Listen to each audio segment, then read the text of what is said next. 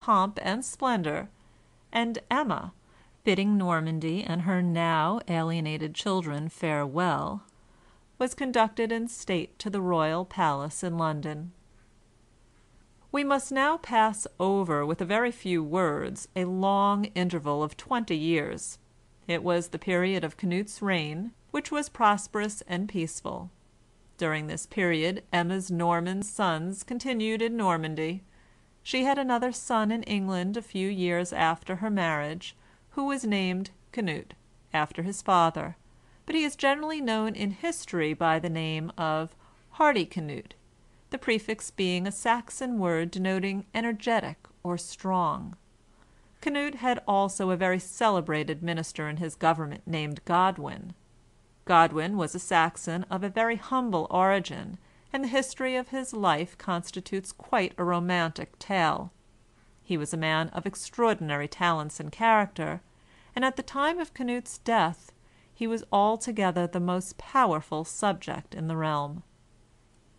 When Canute found that he was about to die, and began to consider what arrangements he should make for the succession, he concluded that it would not be safe for him to fulfill the agreement made in his marriage contract with Emma, that the children of that marriage should inherit the kingdom.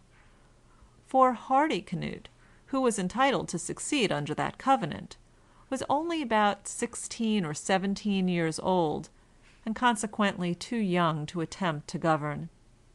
He therefore made a will, in which he left the kingdom to an older son named Harold, a son whom he had had before his marriage with Emma. This was the signal for a new struggle.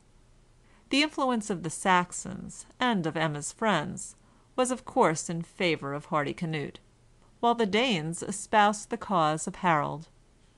Godwin at length taking sides with this last-named party, Harold was established on the throne, and Emma and all her children, whether descended from Ethelred or Canute, were set aside and forgotten. Emma was not at all disposed to acquiesce in this change of fortune.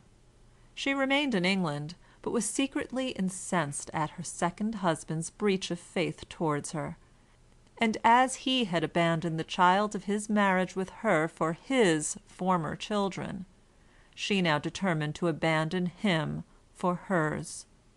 She gave up Hardicanute's cause, therefore, and began secretly to plot among the Saxon population for bringing forward her son Edward to the throne.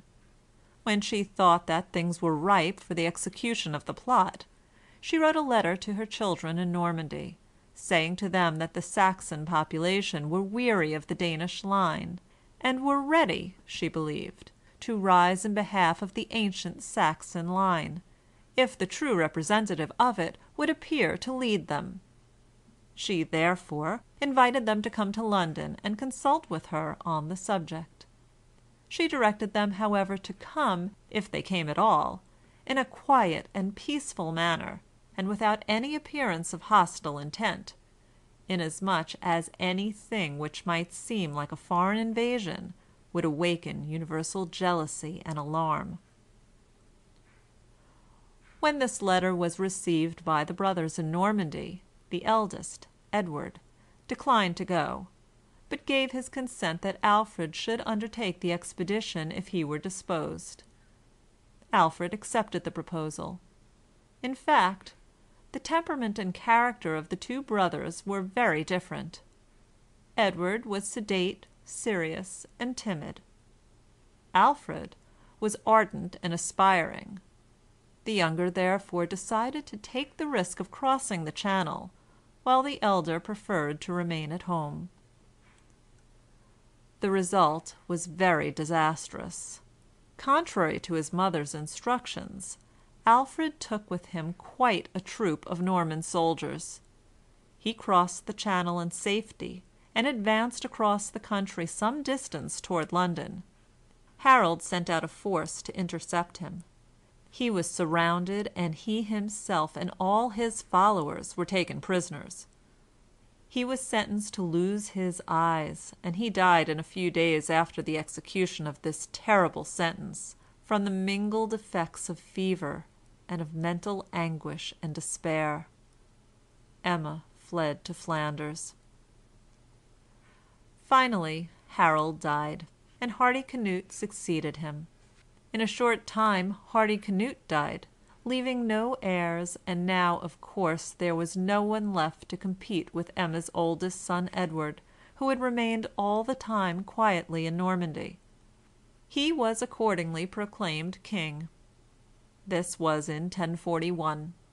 He reigned for 20 years, having commenced his reign about the time that William the Conqueror was established in the possession of his dominions as Duke of Normandy.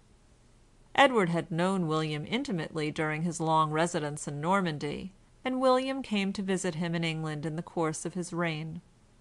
William, in fact, considered himself as Edward's heir, for as Edward, though married, had no children, the dukes of the Norman line were his nearest relatives. He obtained, he said, a promise from Edward that Edward would sanction and confirm his claim to the English crown in the event of his decease, by bequeathing it to William in his will. Emma was now advanced in years. The ambition which had been the ruling principle of her life would seem to have been well satisfied, so far as it is possible to satisfy ambition, for she had had 2 husbands and 2 sons, all kings of England. But as she advanced to the close of her career, she found herself wretched and miserable. Her son Edward could not forgive her for her abandonment of him and his brother, to marry a man who was their own and their father's bitterest enemy. She had made a formal treaty in her marriage covenant to exclude them from the throne. She had treated them with neglect during all the time of Canute's reign, while she was living with him in London in power and splendor. Edward accused her, also, of having connived at his brother Alfred's death. The story is that he caused her to be tried on this charge by the ordeal of fire. This method consisted of laying red-hot irons upon the stone floor of a church at certain distances from each other, and requiring the accused to walk over them with naked feet. If the accused was innocent, Providence, as they supposed, would so guide his footsteps that he should not touch the irons. Thus, if he was innocent, he would go over safely. If guilty, he would be burned. Emma, according to the story of the times, was subjected to this test in the Cathedral of Winchester, to determine whether she was cognizant of the murder of her son. Whether this is true or not, there is no doubt that Edward confined her, a prisoner in the monastery at Winchester, where she ended her days at last in neglect and wretchedness. When Edward himself drew near to the close of his life, his mind was greatly perplexed in respect to the succession. There was one descendant of his brother Edmund, whose children, it will be remembered, Canute had sent away to Denmark in order to remove them out of the way, who was still living in Hungary. The name of this descendant was Edward.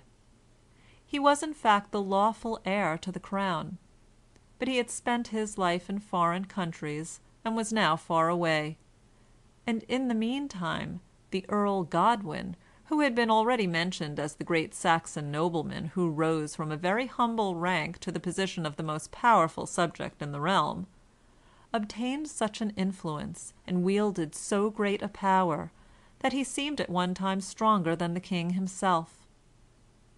Godwin at length died, but his son Harold, who was as energetic and active as his father, inherited his power, and seemed, as Edward thought, to be aspiring to the future possession of the throne. Edward had hated Godwin and all his family, and was now extremely anxious to prevent the possibility of Harold's accession. He accordingly sent to Hungary to bring Edward, his nephew, home. Edward came, bringing his family with him. He had a young son named Edgar.